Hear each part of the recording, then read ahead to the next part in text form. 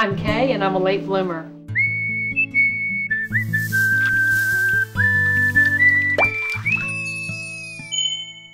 This is the last episode of Season 5 and the 100th episode of Late Bloomer. And I'm uploading it on the 5th anniversary of my premiere, which is Earth Day, April 22nd.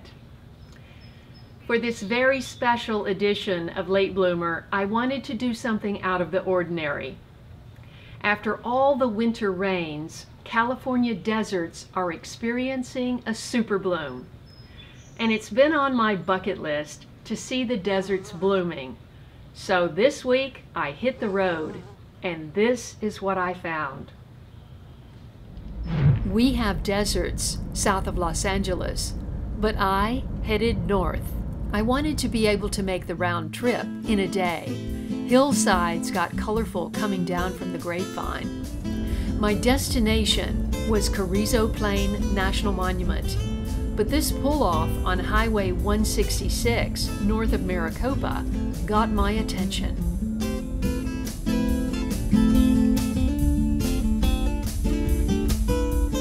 Yellow is the predominant wildflower color in California, but the fiddlenecks give the meadows a copper cast.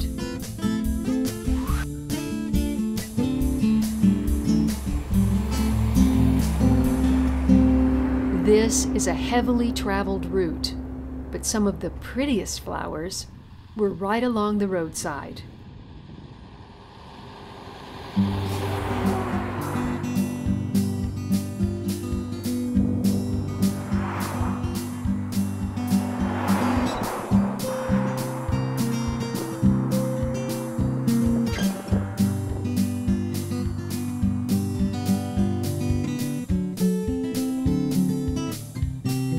This pit stop turned into 45 minutes of filming and gazing, and the day was pressing on.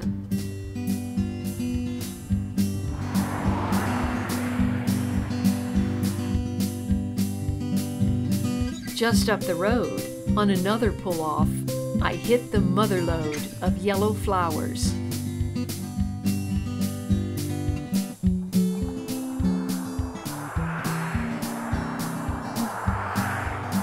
Does it get any better than this? I thought. I turned around right there and headed back down 166. Destination, California Poppy Reserve. But there were a lot of flowers along the way.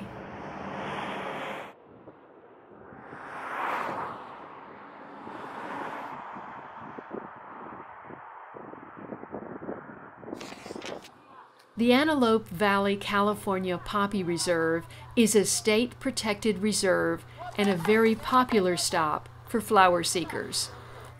Keep on the 7 miles of official trails. Walking in the poppies crushes all the wildflowers and can leave a scar for years to come.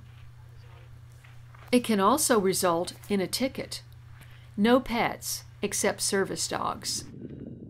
Picking or destroying any wildflowers in the park is a violation of state law.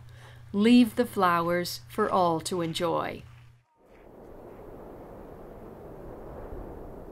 From this elevation of 3,000 feet, I could see most of the nearly 1,800 acres of the reserve. The hills were drying out, but there was still a lot of orange to feast my eyes on.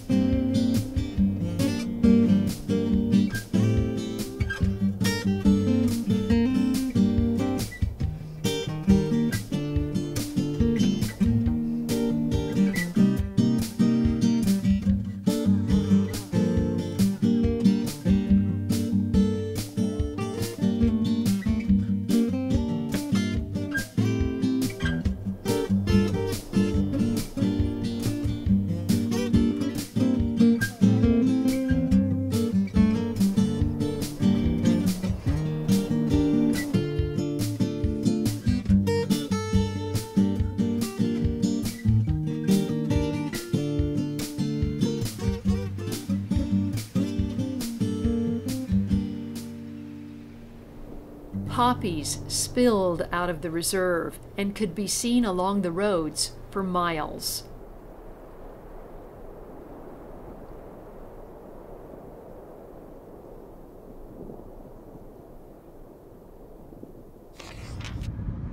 I had been following visitor superbloom photos on desertusa.com, so 2 days later, I headed up to Red Rock Canyon in the Mojave Desert.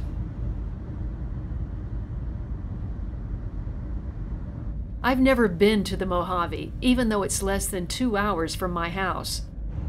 25 miles northeast of Mojave on Highway 14, you'll find Red Rock Canyon State Park. Featuring scenic desert cliffs, buttes, and spectacular rock formations, this marvel was once home to the Kawaii Indians who left petroglyphs in the El Paso Mountains.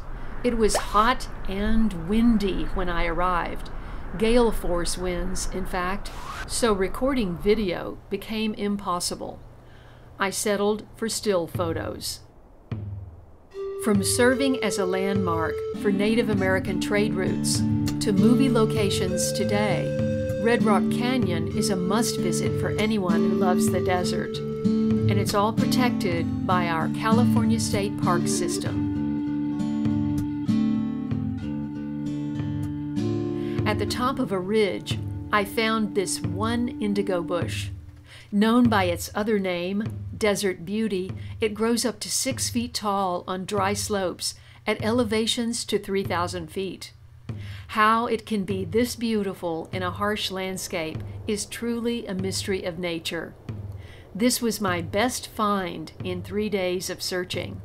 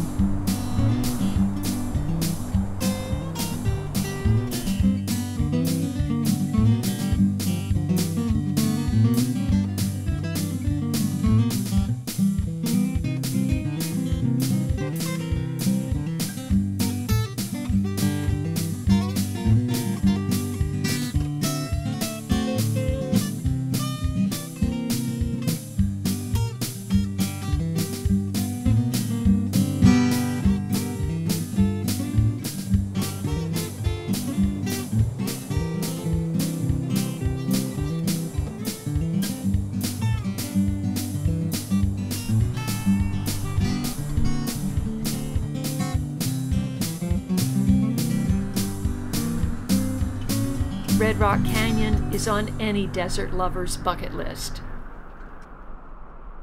I returned to the road about 1:30, and on my way to Tehachapi, I spotted the only true orange I'd seen, other than the poppies, just on the roadside, and fell in love. In fact, if you look closely, you can find a lot of flowers just beside the road, which is why it took me hours to get to Gorman.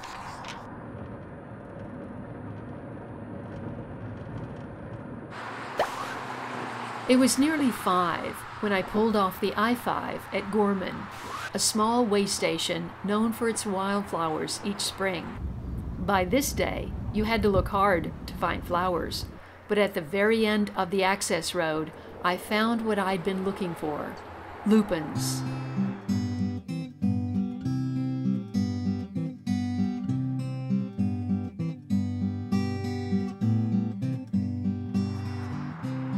By this time, the poppies were closing for the night, but there were hillsides of lavender flowers and a patch of darker purple lupins that made the trek worthwhile.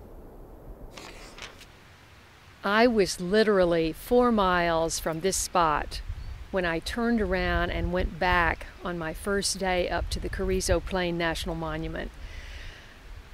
I had this huge agenda that I wanted to accomplish in that day, and I thought, well, I've seen a lot of great stuff, but I hadn't been here, and now we've missed the major part of the bloom. But we'll continue in and see what we can find. At the first pull-off past the park welcome sign, I found a pond surrounded by hillsides covered in flowers.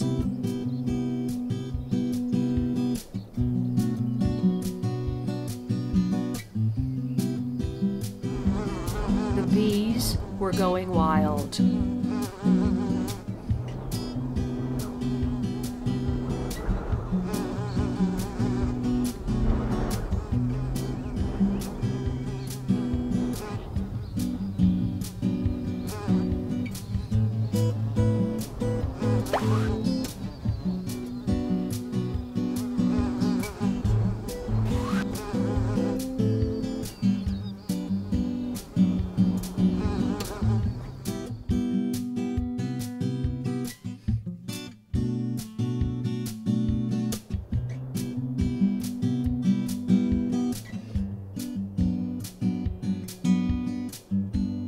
You drive for miles on this sandy washboard road, and for my 7-year-old Prius, 10 miles an hour was tops, unless I wanted to shake, rattle, and roll. Speaking of shaking, the San Andreas Fault has left quite a scar on the valley floor. Off the main road, I spotted purple. Day 1 was all about orange and yellow. But today has been a quest for purple. I didn't wear this purple shirt for nothing. If you see that huge purple field back there, that's my destination.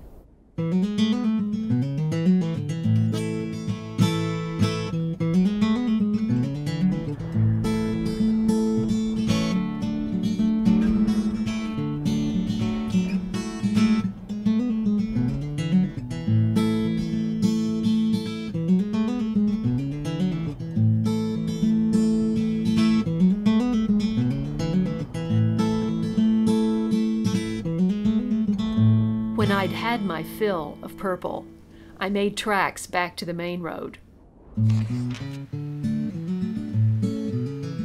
By now it was 3 p.m. and the sun was sinking. I pulled off to photograph a few more flowers I hadn't seen.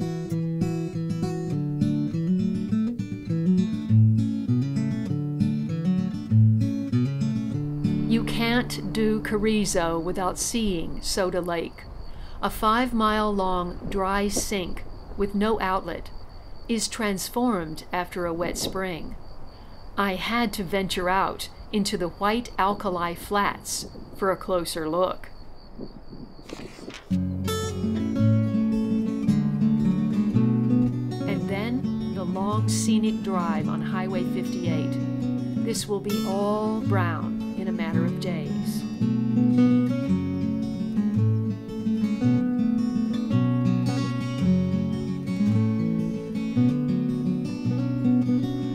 At the top of 58, you can see all the way to Bakersfield.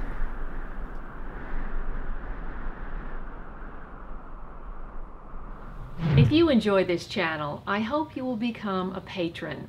You can find the link in the description below. And while you're down there, please leave me a comment and give me a thumbs up on the video. But the most important way you can support me is by sharing this channel with your friends. I'm Kaye, I'm a late bloomer. Thanks for watching me all these years. 5, wow. And I'll see you next time. Happy Earth Day. Whoa.